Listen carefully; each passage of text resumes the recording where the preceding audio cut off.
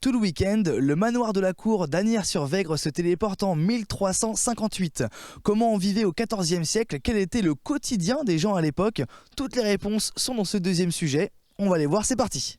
Je suis avec Maël Leray, bonjour. Bonjour. Alors vous êtes responsable du site responsable du manoir de la cour pour ces rendez-vous du Moyen-Âge. Les rendez-vous du Moyen-Âge, c'est quoi?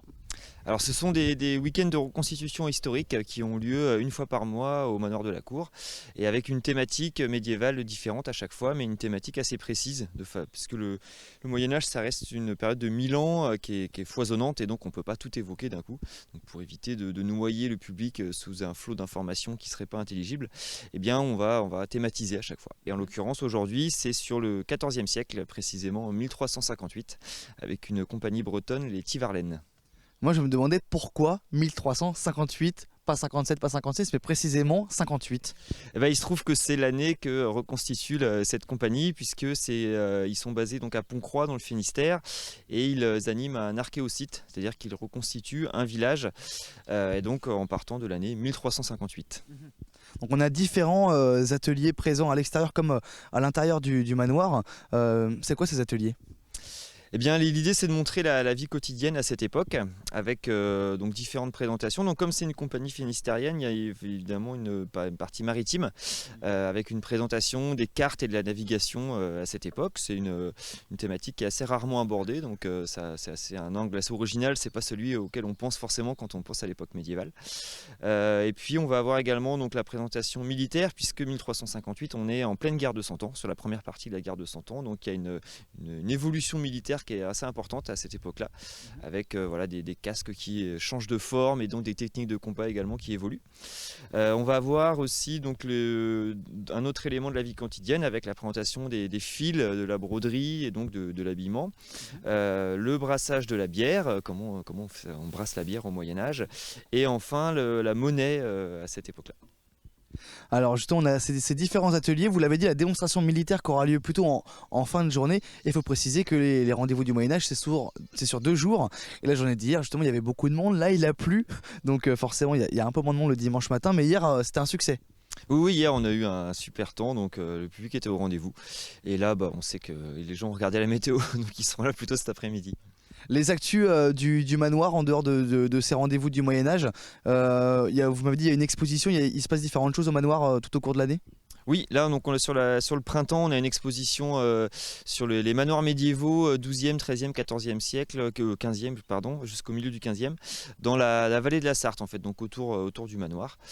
C'est une exposition qui est présentée jusqu'à fin juin, une exposition qui avait été co-créée par l'Association du patrimoine d'Asnières et le manoir de la cour. Et elle sera remplacée début juillet par l'exposition estivale sur la fête au Moyen-Âge, qui sera notre thème de l'été. Très bien, donc vous pouvez encore aller voir ce qui se passe au manoir en ce moment. Et nous, on file voir les différents ateliers. C'est parti. On a rejoint désormais Mirzine Jaouen. Bonjour. Bonjour. Donc vous présentez un stand sur l'histoire du textile au XIVe siècle. Donc comment se fait la présentation quand les gens arrivent vous voir? Alors en fait, je leur explique d'abord d'où vient le textile, donc les textiles protéines comme les laines, les soies, des choses comme ça. Et puis on parle également du coût de production des laines fibreuses comme le lin, l'ortie, le chanvre. Voilà, de comprendre d'où ça vient, comment ça s'obtient, le coût de chacun des matériaux et pourquoi certains étaient plus populaires que d'autres, comme la laine par exemple au Moyen-Âge. D'accord. Justement, j'allais vous poser la question, est-ce qu'il y avait une tendance, une préférence, on va dire en termes de matière première, et donc c'est la laine, c'est ça? Exactement. Alors voilà, la laine, en fait, c'est le textile le moins cher puisque c'est un produit dérivé. En fait, quand on essaye d'obtenir de la viande et du lait, on a le produit dérivé magique qu'on obtient sans jamais avoir cultivé quoi que ce soit. On a la laine. Donc c'est complètement différent par rapport au lin pour lequel il faut dédier un champ, il faut le cultiver, il faut après le tailler. C'est un processus quand même beaucoup plus intensif. On a le temps de jachère du champ qui ne doit pas recultiver du lin par rapport aux espèces invasives, des choses comme ça. Donc le lin, c'est quand même beaucoup plus intense à produire que de la laine. La laine, c'est un simple produit dérivé, c'est assez facile à travailler, le filage est très simple, tout ce qui est apprentissage, c'est vraiment très commun. Et la laine reste quand même le textile le plus utilisé, même si c'est pas facile à laver, surtout à haute température, si on veut pas avoir des vêtements d'enfants à l'arrivée. Donc on va plutôt porter du lin à même la peau, et donc de la laine par-dessus, comme ça la laine n'est jamais au contact de la peau et a besoin d'être beaucoup moins nettoyée. D'accord. Il y a Samuel qui a filmé juste avant aussi ces enluminures. Ça vous permet d'expliquer, vous m'avez dit juste avant, en fait, l'évolution entre le travail à la maison et le travail un peu plus industriel, on va dire, de l'époque. Exactement. Alors, à la fin du Moyen-Âge, il y a une petite révolution industrielle qui commence à tendre vers une production un peu plus importante de beaucoup de choses. Et on voit ici, par exemple, alors j'utilise beaucoup ces enluminures en fait pour illustrer un peu à quoi ressemblent les objets d'époque. Le plus intéressant, souvent, c'est quand je commence à parler de l'arrivée du rouet. Alors, le rouet, on imagine le rouet de la Belle au bois dormant, qui est tout petit, avec quelque chose sur laquelle on peut se piquer. Ce qui n'existe pas. Il n'y avait pas de choses piquantes sur un rouet, ni sur un fuseau d'ailleurs, c'est du bois, donc voilà, ça ne pique pas. Et donc le rouet, ils imaginent quelque chose de très petit, qui est facilement transportable, alors qu'un rouet historique, c'est énorme. Ça fait à peu près ma taille. C'est vraiment un outil important, ça fait presque entre 15 et 20 kilos. C'est pas du tout ce qu'on imagine. Donc c'est vrai que les enluminures, surtout quand elles sont d'époque, ça permet d'illustrer pas mal ce propos. Et vous avez appris tout ça comment pour conclure ? Alors moi je suis chercheur à l'université, pas exactement là-dessus, je travaille sur la littérature qui a été financée par toute cette manufacture intense de textiles et en fait j'ai un petit peu remonté les producteurs, les marchands, d'où vient l'argent qui permet de produire cette littérature et à force de remonter, arriver en fait au travail domestique qui est le début, qui est un peu la source de tout ce ruissellement de création. Merci beaucoup Myrzine. Je vous en prie, merci. Maintenant nous sommes avec Kenty Guern, bonjour. Bonjour. Alors vous présentez la navigation au XIVe siècle. Oui, c'est ça. En fait, le XIVe siècle, c'est une période où on a une grosse révolution en termes de navigation. C'est un peu comme l'invention du GPS il y a 20 ans. On va avoir la boussole qui va permettre de donner le nord et du coup les autres points cardinaux aussi. Et du coup de pouvoir naviguer beaucoup plus loin des côtes sans avoir besoin de se repérer sur les côtes. D'accord. Et ça, on va aller beaucoup plus loin grâce à ça. On a aussi, je vais me pencher comme ça, on les verra mieux. On a aussi des petits instruments ici. À quoi ils servent et c'est quoi leur nom ? Alors en fait, ce sont donc tous des cadrans solaires. Celui 14e, c'est celui-ci, c'est le Navicula. En fait, ce sont des systèmes avec différents types de cadrans, un système de pendouille et toujours des trous pour viser le soleil, en fait, faire l'alignement solaire. Okay. Et ça vous permet, celui-là, par exemple, de connaître l'heure. Vous avez le mât qui va en fait être gradué, qui va vous servir à mettre la latitude. Donc là, on va être autour de 48. Vous avez l'inclinaison qui va vous permettre en fait sur ici les différents périodes de l'année, donc les signes astrologiques, de choisir en fait solstice d'hiver, solstice d'été, et en fait de mettre sur la bonne période. Et quand vous allez viser le soleil, le pendule va s'incliner et en fait va venir croiser la ligne horaire qui va vous donner quelle heure il est. C'est ingénieux quand même. C'est extrêmement ingénieux et puis ça nécessite quand même d'avoir de sacrées connaissances, d'être capable de prendre sa latitude, de comprendre le fonctionnement du soleil, de comprendre le fonctionnement des étoiles. Ouais. Et en fait, le marin au XIVe siècle, s'il veut aller loin et s'il veut se repérer dans le temps, c'est essentiel d'avoir toutes ces connaissances-là. Merci beaucoup. On va vers le prochain atelier. C'est quoi le prochain atelier ? Alors, ce sera l'armement. L'armement. Allez, on y va. Merci. Voilà. Bonne guerre. Nous sommes désormais avec Nico et Marcomir. Bonjour messieurs. Bonjour. Alors vous présentez l'armement. Ça c'est vraiment que de l'armement du 14e ? En grande partie, oui, tout à fait. On a du milieu 14e et du fin 14e un petit peu également. Il y a eu quelques évolutions, notamment avec l'éclatement de la guerre de 100 ans. Les techniques d'armement ont commencé à énormément évoluer d'un seul coup.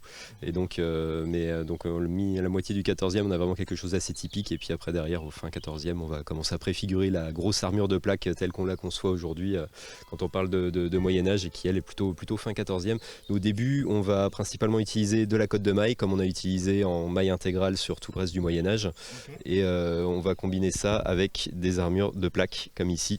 Là, ici, on voit les rivets. Dessous, il y a des petites plaques, des petits rectangles métalliques comme ça qui sont rivés à la peau de cuir.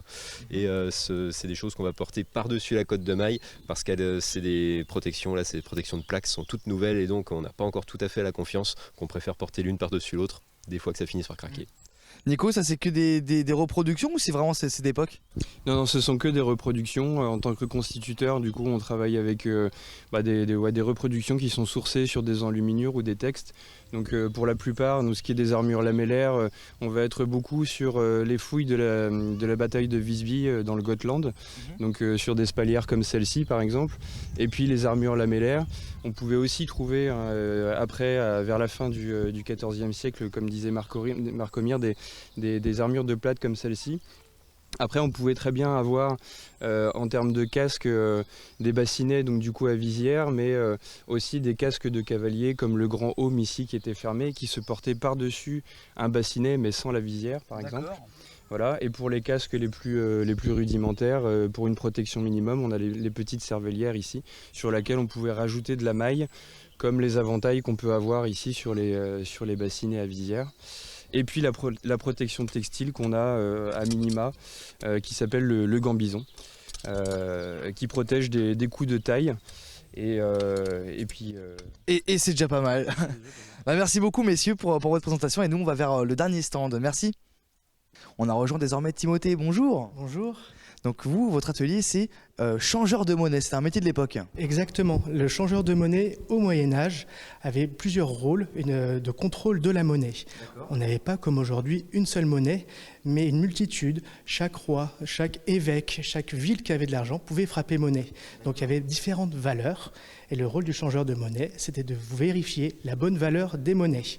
Donc on pouvait avoir des monnaies à Hennebont, à Brest, etc. Et quand le changeur se déplaçait pour aller dans un marché, il devait récupérer l'argent des autres pays, des autres villes, pour donner la monnaie locale. Donc il récupérait une partie, un pourcentage, il n'est pas bénévole, mais il avait ce premier rôle de changeur de monnaie, comme on avait avant en Europe, quand on allait en Italie, d'aller voir un atelier de change pour la lire, etc. Premier contrôle. Ensuite, il fallait qu'il vérifie l'état de la monnaie. C'était des pièces où la valeur était une pièce en or, de vérifier que les personnes avaient gratté un peu d'or pour refaire refondre derrière. Donc une valeur monétaire, c'était le taux de grammage d'or, par exemple dans cette pièce-là, tout au long de sa fabrication. Donc s'il avait un doute, il devait faire sonner sa pièce sur son atelier, son abaque, c'était une calculatrice, et peser la monnaie sur son trébuchet, qui est une balance monétaire. Donc l'expression une monnaie sonnante et trébuchante vient du Moyen-Âge, du changeur de monnaie, qui vérifiait l'état de la monnaie. Si la monnaie était défectueuse ou autre, il allait voir les ateliers de fonte de la monnaie pour refaire fabriquer la monnaie. Donc il avait un contrôle comme ça de l'état de fabrication de la monnaie. Merci beaucoup Timothée, c'est vrai qu'on pourra en parler pendant des heures mais on doit faire tous les ateliers. Mais merci beaucoup pour cette explication qui doit être plus longue j'imagine avec les visiteurs. Et nous sommes avec Maël une nouvelle fois pour annoncer les prochaines dates en lien avec le manoir qui sont à venir. Oui, donc en juin, on va avoir 3 événements. Donc on va accueillir les expositions de photos dans le cadre de Photexpo, le week-end de la Pentecôte, donc ce 7, 8, 9 juin. Le week-end suivant, l'association du patrimoine d'Asnières va organiser un événement dans le village qui s'appelle Asnières des Bois, où le manoir sera partenaire. Et donc là, il y aura beaucoup d'animations sur le thème du bois. Et puis on aura la prochaine animation médiévale le dimanche 22 juin sur les jeux au Moyen-Âge. Là, ce sera le dimanche après-midi. Et ensuite, on embrayera sur la saison estivale avec notre thème la fête au Moyen-Âge, où on retrouvera notamment 2 gros campements médiévaux, fin juillet, 25-26 juillet. La fête au Moyen-Âge avec des spectacles de chansons de gestes, préparation d'un banquet médiéval et adoubement d'un chevalier. Et enfin, donc, le 16-17 août, on aura l'autre gros campement sur la chevalerie au temps de Philippe Auguste. D'accord, donc si on passe un week-end un peu au hasard, généralement il se passe quand même quelque chose quoi. Oui, il y a souvent des choses et puis tout est indiqué sur notre site internet, on va retrouver tous les prochains événements à venir. Merci beaucoup Maël, nous on part maintenant à Sainte-Sabine pour la fête du four à pain. Très bien, merci. Au revoir.